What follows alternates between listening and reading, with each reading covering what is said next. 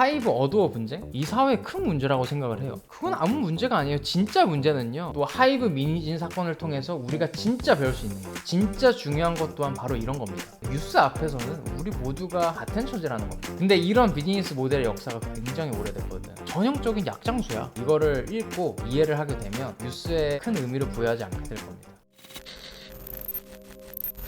반갑습니다.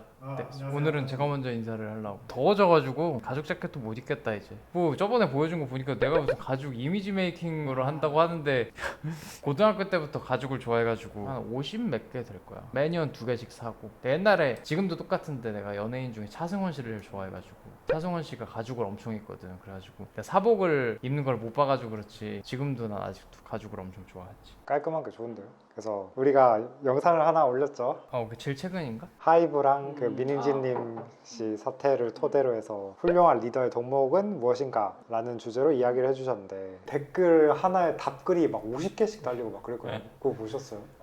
나 이번에 봤어요. 이번에 이게 예민한 주제 다룰 땐 내가 좀 보니까 안 좋은 댓글도 있는데 좀 괜찮으셨나요?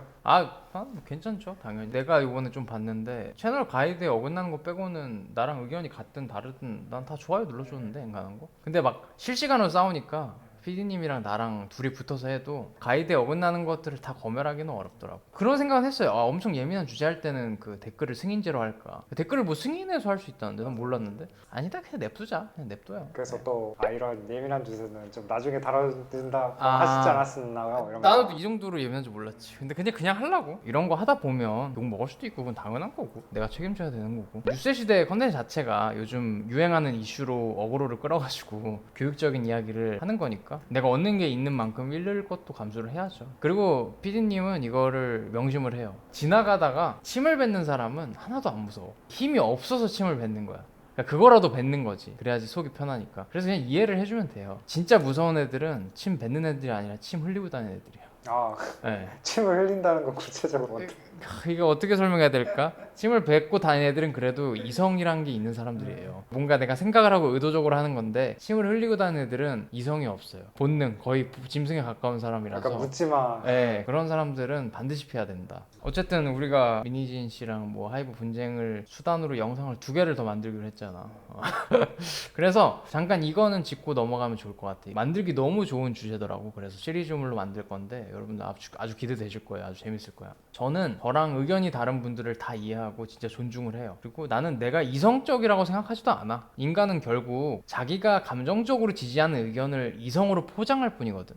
나도 마찬가지야. 나도 감정적으로 지지하는 의견을 그냥 이성으로 잘 포장할 뿐인 거야. 다만 의견이 다르다는 이유로 분노를 하고 인신공격을 하는 거, 물론 이것도 이해해. 그 심리를 이해할 수 있으니까. 근데 그 모습을 존중을 하진 않아요. 성인으로서. 나한테도 그렇고 서로 의견이 다른 분들이 인신공격을 굉장히 많이 하시더라고. 근데 나는 그걸 이해해요. 그럴 수 있어. 그 모습을 존중하지는 않아. 그거보다 다 더 나은 모습이 있을 겁니다. 모든 시청자분들은 그 모습보다 지금 훨씬 더 나아질 수 있어요. 그걸 알아야 돼. 의견이 다른 건 자연에서 지극히 정상적인 일이야. 그죠? 살아온 배경이 다 다르고. 똑같은 게 이상한 거라니까? 근데 의견이 다르다는 이유로 분노를 하고 상대를 인신공격하는 자세는 굉장히 건강하지가 않습니다. 저랑 같은 의견을 가지신 분들 중에서도 굉장히 공격적이신 분들이 있던데 여러분들 똑같아요. 나는 나랑 같은 의견을 가졌다고 그 사람을 좋아하지 않아. 같은 태도를 가진 사람을 좋아하지. 이게 무슨 태도냐면 의견이 달라도 침착함을 유지할 수 있는 사람이 난 내 동료라고 생각해. 그래서 나는 민희진 씨를 응원을 한다고 덜 떨어진 인간이라고 전혀 생각을 하지 않습니다. 사람마다 생각이 다를 수 있고 그런 개별 감정을 중요하게 생각할 수 있죠. 뭐 이거는 저번에도 잠깐 이야기했고 3편에서도 좀 자세히 다룰 건데 이 부분을 민희진 씨가 여론전에서는 무조건 유리할 수밖에 없어.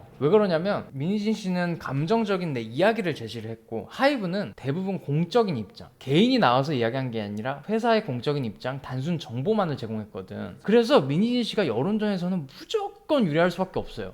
왜냐면 인간은 정보가 아니라 이야기에 끌려하고 세상은 이야기로 만들어져 있기 때문입니다. 피디님도 기억할지 모르겠지만 아이일 때 부모님한테 재밌는 이야기를 해달라고 하지 무슨 유익한 정보를 달라고 하지 않잖아요. 똑같은 거예요. 민희진 씨 같은 경우에는 나만의 서사, 이야기를 굉장히 호소력 있게 해냈잖아요. 기자회견에서. 그러니까 마케팅도 원래 이야기가 있어야 설득력이 생기는 거라고 하잖아. 이야기를 말할 수 있어야 설득하고 감정적인 협상에서 유리하다는 겁니다. 나는 그래서 완전 반대로 이제 하이브 입장에서도 다뤄본 거고 불리한 쪽의 편에 서본 거지. 근데 나는 속으로는 미진 씨의 입장도 하이브의 입장도 모두 이해를 합니다. 그 모두 이해를 사실 할 수 있어야 돼. 그래서 우리 시청자분들도 양쪽 모두의 관점에서 볼 수 있어야죠. 양측 모두 지금 자기만의 정의를 자기 방식대로 쫓고 있는 거거든. 그래서 저는 유행하고는 좀 다른 관점에서 본 거죠. 근데 이제 하고 싶은 말은 내가 모든 사람들의 의견과 감정을 이해하듯이 내 입장도 충분히 이해받을 수 있는 의견이라고 생각을 해요. 어쨌든 그 누구도 덜 떨어진 의견은 아니야. 다만 의견이 다르다는 이유로 분노하고 주제와 상관없는 공격을 하는 사람은 그 사람이 진짜 덜 떨어진 겁니다. 저는 누군가한테 피해를 주는 굉장히 악하고 이기적인 사람이 따로 있는 게 아니라고 생각을 해요. 악이 따로 있는 게 아니라 멍청한 게 악이라고 생각을 해. 어차피 우리는 모두 악하고 이기적이고 다 나름의 정의를 쫓으면서 살아요. 그렇죠? 근데 똑똑한 사람들은 이 사실을 알고 인정을 합니다. 다 비슷하다는 거.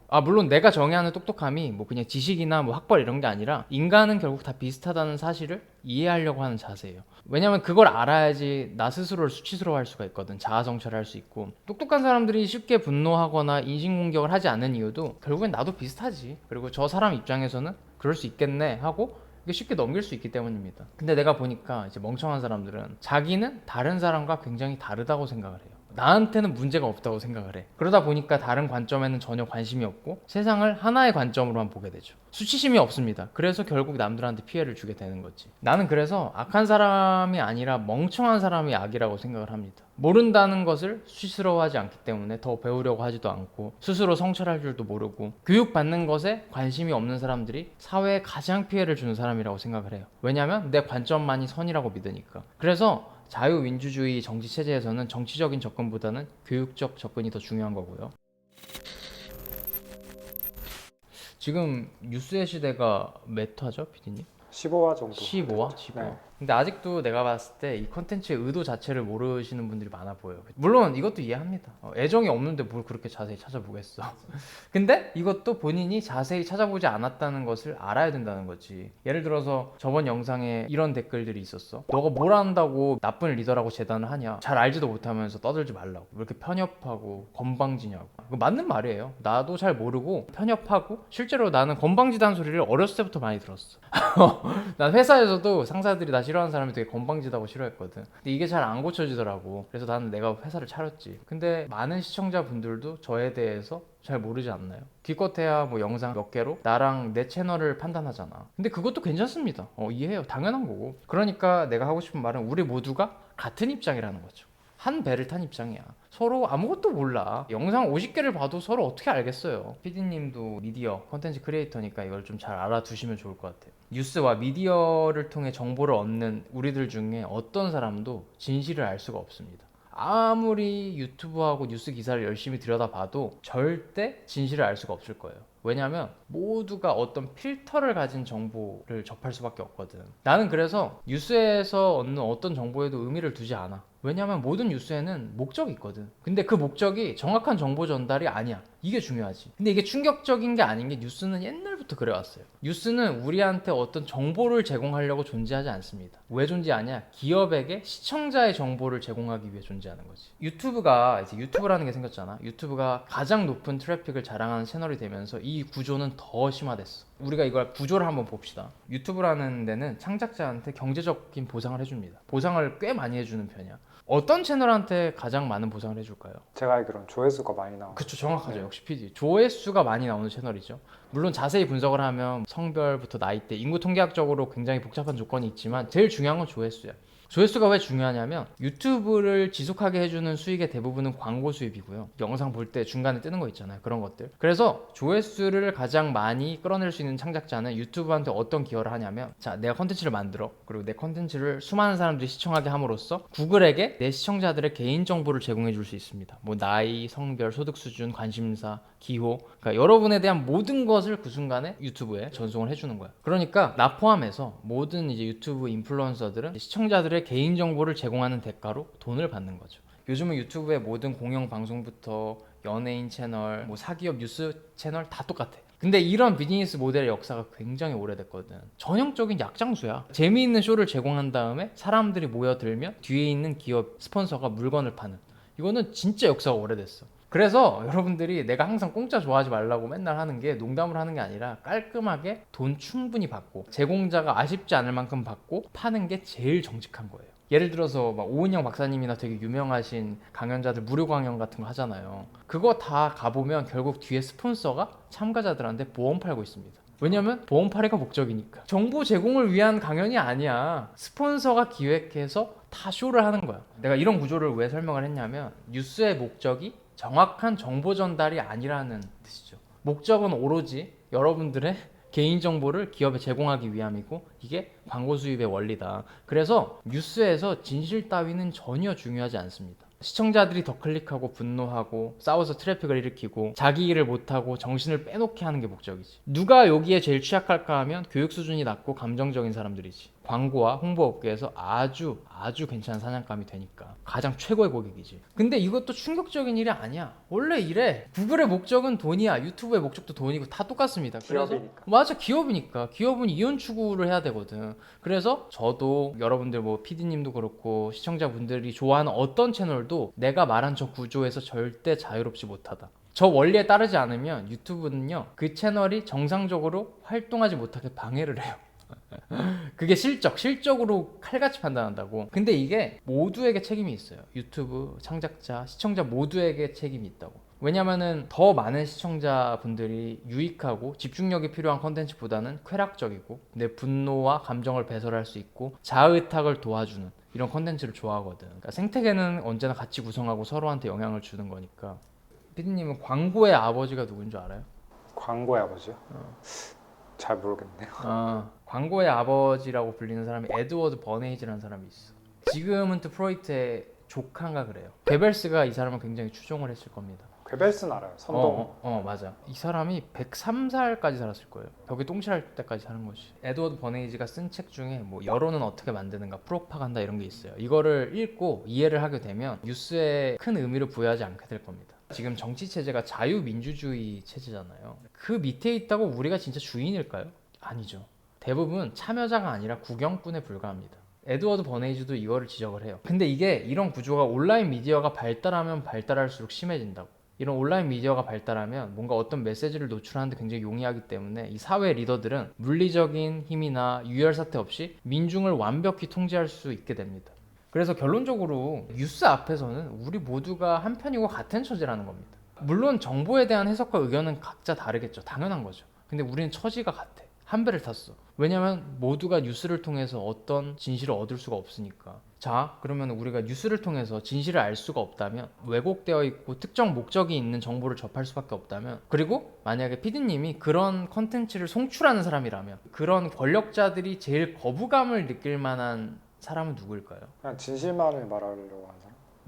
제 생각에는 그들이 싫어하는 사람이 되고 싶다면 첫 번째, 저라면 아무 컨텐츠에나 내 정보를 기업에 제공하지 않을 것 같습니다. 아무 컨텐츠나 클릭하지 않을 것 같아요. 전 실제로 그러고 있고. 두 번째, 뉴스와 가십에 에너지를 쓰지 않고 무시할 수도 있을 겁니다. 세 번째, 저는 이게 가장 좋은 방법이라고 생각을 하는데 뉴스와 가십을 나를 위해 쓰는 거죠. 무슨 말이냐면 뉴스와 미디어의 구조 그리고 허점을 이해한 다음에 그 뉴스를 통해 교육적인 메시지를 도출해낼 수가 있어요. 그러니까 어떤 현상을 가지고 옳고 그름을 따지는 게 아니라 거기서 나한테 도움이 될 만한 교육적 메시지 그리고 교훈을 얻어낼 수 있으면 더할 나위 없이 좋겠죠. 이런 태도가 정보를 가지고 노는 권력자들이 가장 싫어할 만한 개인의 태도입니다. 일개 개인이 그 뉴스에 분노하기는커녕 시간도 안 쓰고 그 안에서 인사이트를 얻어내는 거야. 얼마나 열받아. 우리는 분명 뉴스에서 강조하는 그런 정보들, 그거를 봤을 때 대응하는 대중들의 반응, 그리고 세상 돌아가는 행태 이런 걸 보면서 스스로 자아 성찰할 수도 있고 반면교사로 삼을 수도 있어요. 뭐 하이브 어두워 분쟁? 진실 같은 거는 구경꾼에 불과한 우리가 절대 알 수 없어요. 다 어떤 필터를 거쳐서 얻는 정보니까. 다만 해당 뉴스들과 그 반응을 보면서 어떻게 살아야 되는가, 좋은 리더란 무엇인가, 사람은 어떻게 설득하는가, 대중은 어떤 이야기에 열광하는가, 이렇게 인생과 처세에 필요한 아주 다양한